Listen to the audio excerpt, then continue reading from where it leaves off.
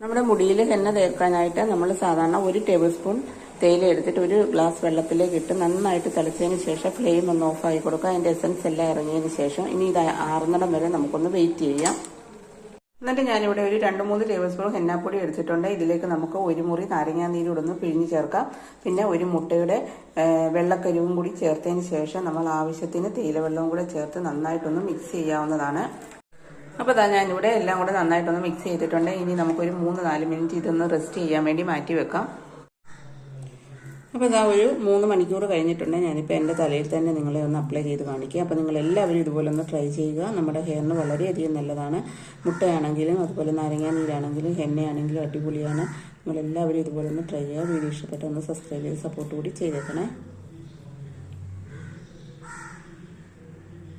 എണ്ണ ഇടുമ്പോൾ നിങ്ങൾ ഗ്ലൗസ് ഇട്ടുകൊണ്ട് വേണം ചെയ്യാൻ. അതുപോലെ തന്നെ ഈ എണ്ണ അപ്ലൈ ചെയ്തതിന് ശേഷം 1.5 മണിക്കൂർ